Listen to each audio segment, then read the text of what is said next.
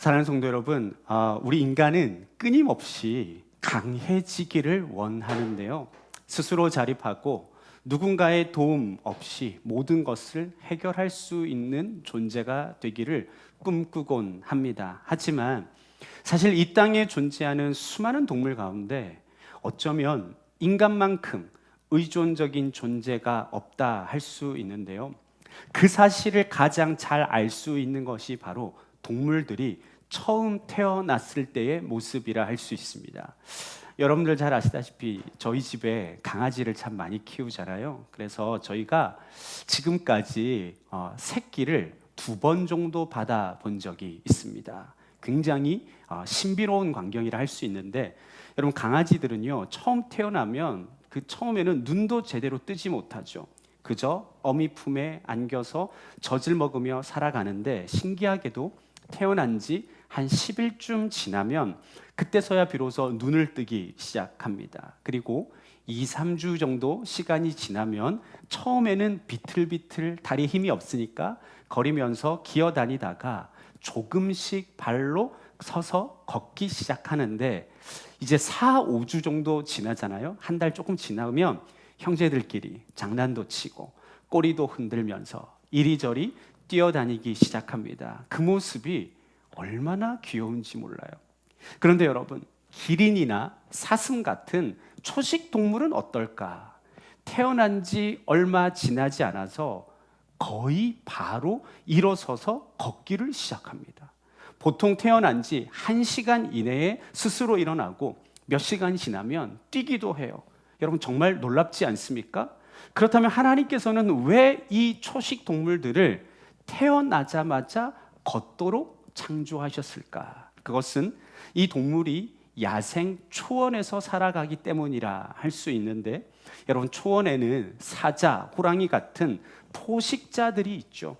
태어나자마자 도망가지 못하면 잡아 먹혀버리지 않겠습니까? 그렇기 때문에 하나님께서는 이 같은 동물들은 비교적 발달된 상태에서 태어나도록 하신 것입니다. 여러분, 그런데 그에 비해서 우리 인간은 어떻습니까? 인간은 사슴처럼 태어나자마자 곧바로 걷지 못하죠. 목 가누는 것만도 몇 달이 걸리고 또 걷기까지 무려 1년이라는 시간이 걸립니다. 그리고 더 나아가 완전한 자립에 이르기까지는 어쩌면 수십 년이 걸린다 할 수도 있죠. 그래서 요즘 어떤 신조어가 생겼습니까? 캥거루족이라는 그런 신조어도 생기지 않았습니까? 이처럼 우리 인간은 오랜 시간 동안 누군가의 돌봄과 보호, 그리고 사랑과 헌신이 반드시 필요한 존재인 것입니다. 그러므로 이것을 통해 우리가 깨달을 수 있는 것이 무엇입니까? 그것은 바로 하나님께서 우리 인간을 철저히 의존적 존재로 창조하셨다는 것이죠. 즉 누군가 도움 없이 누군가를 의지하지 않고서 스스로 살아갈 수 없는 존재, 그와 같은 존재로 우리를 지으셨다는 거예요. 그런데 문제는 무엇입니까? 하나님께서 우리 인간을 이처럼 의존적인 존재로 창조하셨음에도 불구하고 인간은 점점 하나님 없이도 살아갈 수 있다고 착각하기 시작했다는 거예요. 내 힘이면 된다고, 내 경험이면 충분하다고, 내 능력으로 해결할 수 있다고 생각하기 시작한 것이죠.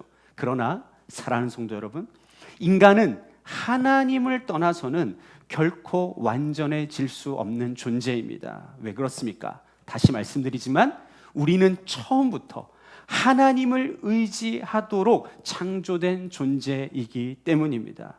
그렇다면 우리 인간은 왜 하나님을 의지하지 않고 살아가려고 하고 있을까? 그 이유는 도대체 무엇일까? 여러분, 인간은 본래 하나님과 사귀면서 살도록 창조되었습니다. 하나님의 음성을 듣고 하나님과 동행하며 하나님을 의지하는 것이 우리 인간의 가장 자연스러운 모습이라 할 수 있어요. 그런데 죄가 들어온 이후에 인간 안에 아주 이상한 마음이 자리 잡게 되었는데, 그것은 바로 하나님 없이 내가 주인 되어 살아가겠다는 마음입니다. 창세기 3장 5절 말씀을 보시면 뱀이 하와를 유혹하면서 이렇게 말합니다. 우리 같이 읽어볼까요? 시작. 너희가 그것을 먹는 날에는 너희 눈이 밝아져 하나님과 같이 되어 선악을 알 줄 하나님이 아심이니라. 여러분, 이 말씀은요, 단순히 저 열매를 먹어라, 선악과를 따먹어라, 이러한 유혹이 아니라는 거예요. 여러분, 이 유혹의 핵심이 따로 있는데 그것이 무엇입니까? 하나님과 같이 되어라는 말입니다. 다시 말하면 사탄은 하와에게 이렇게 말하고 있는 거예요. 왜 하나님을 의지하며 살려고 하니? 너가 스스로 판단하고 너가 스스로 결정하고 내 인생의 주인은 바로 너야, 이같이 말하고 있다는 거예요. 이것이 바로 사탄의 유혹의 핵심이자 죄의 본질이라는 것이죠. 여러분, 죄라는 것은요, 단순히 나쁜 행동을 뜻하는 것이 아닙니다. 죄의 가장 깊은 본질은 하나님 없이 내가 주인 되어 살아가려는 마음인 것이죠. 하나님을 의지하지 않고 내 힘으로 살아가겠다는 마음. 그래서 여러분, 인간은 죄 이후부터 점점 하나님으로부터 독립하여 살려고 애쓰고 있는데요, 그 결과 인간은 어떤 존재가 되었나? 약하면서 강한 척하는 존재가 되었고, 피조물이면서 마치 주인인 것처럼 살아가려는 존재가 되었고, 하나님 도움 없이는 결코 살아갈 수 없는 존재임에도 불구하고 도움을 받기 싫어하는 존재가 된 것입니다. 여러분, 그렇다면 이처럼 우리가 하나님을 의지하지 않고 살아가면 어떻게 될까? 그 결과가 어떻게 되는지 오늘 본문 예레미야서 17장 5절 말씀은 이렇게 말씀하고 있습니다. 제가 읽어드리죠. 여호와께서 이와 같이 말씀하시니라. 무릇 사람을 믿으며 육신으로 그의 힘을 삼고 마음이 여호와에게서 떠난 그 사람은 저주를 받을 것이라. 여러분, 이 말씀에 의하면 하나님을 의지하지 않을 때 어떻게 된다고 말하고 있습니까? 저주를 받을 것이라 이같이 말씀하고 있죠. 그러므로 여러분, 하나님을 의지하지 않는 삶은 해도 되고 안 해도 되는 그러한 선택사항이 아니라는 거예요. 우리는 반드시 하나님을 의지하는 삶을 살아갈 수 있어야 한다는 것입니다. 그런데 여러분, 방금 전 읽은 이 말씀은 우리가 하나님을 의지하지 못하는 또 다른 이유 한 가지를 함께 설명해 주고 있는데, 그것이 무엇인가? 무릇 사람을 믿으며 육신으로 그의 힘을 삼고. 무슨 말입니까? 하나님이 아닌 다른 누군가를 내 인생의 의지의 대상으로 삼기 때문에 하나님을 의지하지 못한다는 것입니다. 세번역 성경은 이 말씀을 이렇게 번역하고 있어요. 제가 읽어드리죠. 나 주가 말한다. 나 주에게서 마음을 멀리하고 오히려 사람을 의지하며 사람이 힘이 되어 주려니 하고 믿는 자는 저주를 받을 것이라, 이같이 말씀하고 있는데, 여러분 이 말씀 잘 보세요. 사람을 의지하며 사람이 힘이 되어 주려니 하고 믿는 자라고 말씀하고 있죠. 그러므로 이 말씀에서 하나님께서는 사람이, 누군가가 나 대신 힘이 되어 주겠지라고 그 믿는 것을 기뻐하지 않으신다는 거예요. 그렇다면 하나님은 이처럼 사람을 의지하는 자들을 왜 싫어하실까? 그 이유가 조금 전 읽은 5절 말씀을 다시 보시면 사람을 믿으며 육신으로 그의 힘을 삼는 것을 뭐라고 말씀하고 있어요? 하나님은 어떻게 평가하십니까?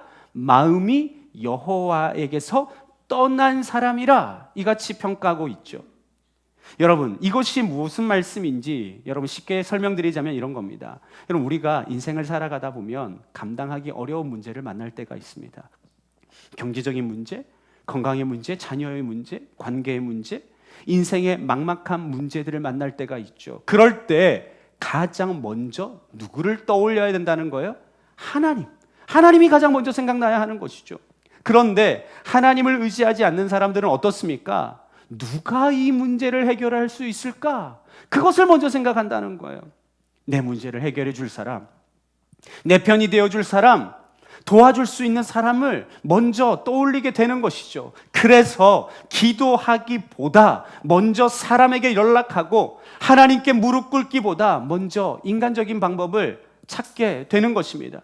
그렇기 때문에 하나님께서는 바로 그와 같은 모습을 보면서 마음이 여호와에게서 떠난 자라 이같이 말씀하고 계신 것입니다. 여러분, 물론 우리가 사람에게 도움을 요청하는 그것 자체가 무조건 잘못되었다는 것은 아닙니다. 하나님은 때로 사람을 통해 일하시기도 하시고 사람을 통로로 사용하기도 하십니다. 그러나 중요한 것은 무엇입니까? 내 마음의 중심이 누구를 향하고 있는가? 이것이 중요하다는 것이죠. 사람이 내 힘의 근원이 되어버리고, 사람이 내 평안의 이유가 되어버리고, 사람이 내 인생의 안정장치가 되어버리는 순간 우리의 마음은 점점 하나님으로부터 멀어지기 시작하는 것입니다. 여러분 한번 깊이 생각해 보세요. 사실 하나님을 의지하지 않고도 사람을 의지하면서 문제가 해결되는 경우가 우리 인생 가운데 얼마나 많이 있습니까?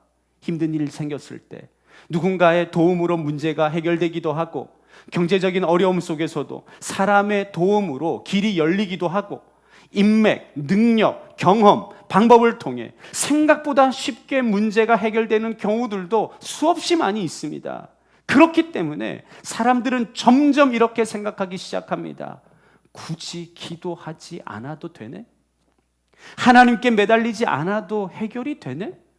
사람만 잘 붙잡으면 살아갈 수가 있네? 그런데 여러분, 이것이 바로 너무나도 위험한 것이라는 거예요. 왜 그렇습니까? 그러한 경험이 반복되면 반복될수록 인간의 마음은 점점 하나님을 찾지 않게 되기 때문입니다. 그래서 하나님은 사람을 믿으며 육신으로 그의 힘을 삼는 자를 향하여 단순히 믿음이 약한 자라 말씀하고 계시지 않죠. 뭐라고 말씀하고 계세요? 마음이 여호와에게서 떠난 자라 이같이 말씀하고 계신 것입니다. 여러분, 사람을 의지하는 삶이 반복될수록 우리의 마음이 점점 하나님으로부터 멀어지게 되기 때문입니다. 그에 반하여 오늘 보면 7절 말씀은 우리에게 이렇게 말씀합니다. 그러나 무릇 여호와를 의지하며 여호와를 의뢰하는 그 사람은 복을 받을 것이라. 여러분, 앞에서 하나님을 떠나 사람을 의지하는 자가 저주받을 자라 이같이 말씀하셨는데, 이제는 반대로 여호와를 의지하는 자는 복을 받을 것이라 이같이 말씀하고 있죠. 자, 그렇다면 하나님을 의지한다라는 것은 어떤 의미일까? 오늘 보면 7절 말씀을 보시면 의지하며 라는 단어와 의뢰하는 이라는 단어가 함께 사용되고 있는데, 여러분 여기에서 의지하다라는 말은 히브리어로 미브타흐라는 단어이고 의뢰하다라는 말은 바타흐라는 단어입니다. 그런데 앞서 말씀드린 이 미브타흐라는 단어의 어원이 바로 바타흐라는 단어예요. 그러므로 방금 전 읽은 이 말씀에서 의지하며라는 단어와 의뢰하며라는 이 단어는 사실상 같은 의미를 반복해서 강조하고 있는 표현이라 할 수 있죠. 그런데 여러분, 방금 전 제가 여러분들께 말씀드린 이 의뢰하며라고 번역된 이 바타흐라는 단어가 굉장히 특별한 의미를 가지고 있는데, 여러분 그 의미가 무엇이냐면 이 단어는요, 피난하기 위하여 서둘러 가다라는 의미를 가지고 있어요. 다시 말씀드리겠습니다. 어떻게요? 피난하기 위해 서둘러 가다라는 의미가 바로 바타흐라는 단어가 가지고 있는 의미라는 것이죠. 그러므로 여러분, 성경이 말하는 하나님을 의지한다라고 하는 것은 단순히 하나님이 계시겠지, 하나님이 도와주시겠지, 그런 정도의 생각이 아니라는 거예요. 문제가 생겼을 때, 두려움이 생겼을 때, 감당할 수 없는 일이 닥쳤을 때 그 문제를 가지고 가장 먼저 하나님께 달려가는 것, 피난처 되시는 하나님께 서둘러 나아가는 것, 그것이 바로 성경이 말하는 의지라는 의미인 것입니다. 여러분, 우리가 인생을 살아가면서 문제가 생겼다라고 느낀다는 것은 무엇을 의미합니까? 사실 그것은 내 힘으로 해결할 수 없다라는 의미와 같다고 할 수 있죠. 그런데 하나님께서는 바로 그 순간 우리가 하나님께 달려오기를 원하고 계시다는 거예요. 그런데 우리의 모습은 어떻습니까? 하나님께 달려가기보다 먼저 내 주변에 도움이 될 만한 사람들을 먼저 찾기 시작하죠. 기도보다 먼저 전화기를 들고 무릎 꿇기보다 먼저 사람을 찾으며 하나님께 마음을 쏟기보다 세상 사람들에게 내 마음을 쏟기 시작하는 것입니다. 사랑하는 성도 여러분, 우리 하나님은요, 우리의 아픔, 우리의 슬픔, 우리의 염려와 두려움을 우리가 하나님과 먼저 나누기를 원하고 계세요. 그런데 우리는 어떻습니까? 하나님보다 다른 사람을 먼저 찾고 그들과 우리의 문제를 나누고 있는 것입니다. 여러분 한번 생각해 보세요. 남편이 힘든 일이 있는데 아내와 나누지 않아요. 아내가 마음 아픈 일이 있는데 남편과 나누지 않아요. 자녀가 큰 고민이 있는데 부모에게 먼저 말하지 않고 전혀 다른 사람에게 먼저 털어놓는다고 한번 생각해 보세요. 여러분들 기분 좋으세요? 절대로 기분 좋을 수 없죠. 여러분, 우리가 하나님을 의지하지 않는다는 것이 바로 이와 같은 의미라는 것입니다. 하나님은요, 우리가 문제를 만났을 때 바타흐, 곧 피난처를 찾아서 달려가듯이 서둘러 하나님께 그 문제를 가지고 나아오기를 원하고 계십니다. 그리고 하나님께서는 그렇게 하나님께 달려오는 자에게 복을 주시고 은혜를 베푸십니다. 그러므로 중요한 것이 무엇입니까? 우리의 인생 가운데 문제가 없는 것이 아니죠. 문제가 생겼을 때 가장 먼저 누구에게 그 문제를 가지고 나아가느냐? 그것이 바로 우리의 믿음을 보여주는 것입니다. 여러분, 그렇다면 우리가 바타흐, 피난처 되시는 하나님께 서둘러 나아갈 때, 하나님을 의지하게 될 때 우리의 삶은 어떻게 될까? 그와 관련하여 오늘 본문 예레미야서 17장 8절 말씀은 우리에게 이렇게 말씀하고 있습니다. 제가 읽어드리죠. 그는 물가에 심어진 나무가 그 뿌리를 강변에 뻗치고 더위가 올지라도 두려워하지 아니하며 그 잎이 청청하며 가무는 해에도 걱정이 없고 결실이 그치지 아니함 같으리라. 이같이 말씀하고 있는데, 여러분, 이 말씀에 의하면 하나님께서는요, 하나님을 의지하는 자들을 물가에 심은 나무와 같이 해 주시겠다라고 말씀하고 계십니다. 자, 그렇다면 이 말씀은 구체적으로 어떤 의미일까? 우리가 이 말씀을 먼저 잘 이해하기 위해서 알아야 할 것 한 가지가 있는데, 그것은 바로 우리가 살아가고 있는 세상의 환경이라 할 수 있습니다. 그 내용이 6절 말씀에 등장하죠. 같이 읽겠습니다. 시작. 그는 사막의 떨기나무 같아서 좋은 일이 오는 것을 보지 못하고 광야 간조한 곳 건건한 땅 사람이 살지 않는 땅에 살리라. 아멘. 여러분, 이 말씀은 하나님을 의지하지 않는 자가 어떻게 되는지 보여주는 말씀이라 할 수 있는데, 하지만 여러분, 이 말씀은 단순히 하나님을 의지하지 않는 자의 상태만을 말하고 있는 것이 아니에요. 이는 동시에 우리가 살아가고 있는 이 세상 자체가 사실 영적으로 사막 같고 광야와 같은 곳이라는 사실을 우리에게 보여주고 있는 거예요. 여러분, 사막은 어떤 곳입니까? 물이 없는 곳이죠. 조금만 시간이 지나도 메말라 버리고 생명이 유지되기 어려운 곳입니다. 광야도 마찬가지죠. 뜨거운 더위와 메마름, 갈급함과 두려움이 가득한 곳입니다. 그런데 하나님께서 뭐라고 말씀하고 계세요? 하나님을 의지하는 자를 물가에 심어진 나무처럼 해 주시겠다 말씀하고 계시죠. 다시 말씀드리자면, 우리가 메마른 세상 한가운데 살아가고 있지만 하나님께서 끊임없이 공급하여 주시는 은혜 속에서 우리 모두를 살아가게 하시겠다라고 약속하고 계신 것입니다. 여러분, 세상은 메말라가는데 그 사람은 메마르지 않아요. 세상은 다 두려워하는데 그 사람만은 흔들리지 않아요. 세상은 다 불안해하는데 그 사람만은 평안을 누립니다. 왜 그렇습니까? 그 뿌리가 누구에게 연결되어 있기 때문에? 하나님께 연결되어 있기 때문인 거예요. 그래서 오늘 본문은 뭐라고 말씀합니까? 더위가 올지라도 두려워하지 아니하며 라고 말씀하고 있죠. 여러분, 더위가 와요.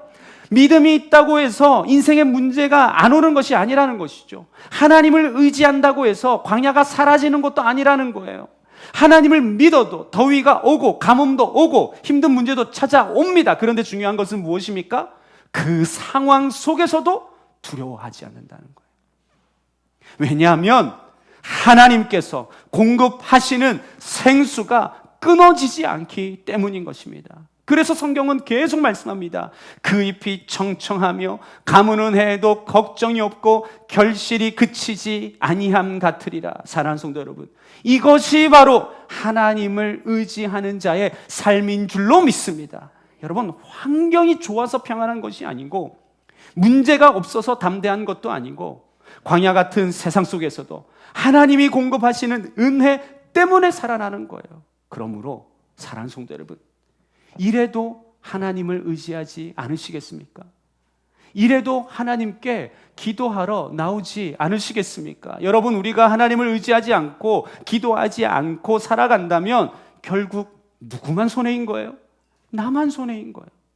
내 영혼이 메마르게 되고 내 마음이 광야처럼 변화되며 염려와 두려움 속에 살아가게 되는 것입니다. 그러므로 오늘 이 자리에 모인 우리 모두는 반드시 바타흐의 삶을 살아갈 수 있어야 돼요. 문제가 생길 때마다, 두려움이 찾아올 때마다, 염려가 밀려올 때마다 세상으로 달려가는 것이 아니라, 나에게 도움이 될 만한 사람을 붙잡는 것이 아니라 피난처 되시는 하나님께 서둘러 달려가는 삶을 우리 모두가 살아갈 수 있어야 하는 것입니다. 그리고 하나님께는 그렇게 하나님께 피하는 자들을 오늘 말씀과 같이 물가에 심긴 나무처럼 붙드시고 살리시고 열매 맺게 해 주실 줄 믿습니다. 말씀을 마무리하겠습니다. 사랑하는 성도 여러분, 오늘 우리는 말씀을 통해 우리 인간이 얼마나 의존적인 존재인지, 그리고 하나님께서 우리를 처음부터 하나님을 의지하도록 창조하셨다는 사실을 함께 살펴보았어요. 그런데 죄가 들어온 이후에 우리 인간은 하나님 없이도 살아갈 수 있다고 착각하기 시작했는데, 그 결과 어떻게 되었습니까? 하나님보다 사람을 더 의지하고 내 힘을 더 의지하고 기도보다 사람을 먼저 찾으며 하나님께 피하기보다 세상의 방법 속에서 답을 찾으려 시작하게 되었죠. 그러나 사랑하는 성도 여러분, 사람은요, 잠시 도움은 될 수 있어도 우리 인생의 근본적인 피난처는 될 수 없어요. 돈도, 경험도, 능력도, 세상의 시스템도 결국에는 한계가 있습니다. 그러나 하나님은 다르십니다. 하나님은 광야 같은 인생 속에서도 우리를 물가에 심긴 나무처럼 살게 해주시는 분이십니다. 더위가 와도 두려워하지 않게 하시고, 가뭄의 때에도 걱정하지 않게 하시며, 결실이 그치지 않는 삶을 살아가게 하시는 분이 우리 하나님이신 줄로 믿습니다. 그러므로 우리 모두 문제가 생길 때마다, 염려가 밀려올 때마다, 두려움이 찾아올 때마다 어떤 자가 되어야 되는 거예요? 바타흐.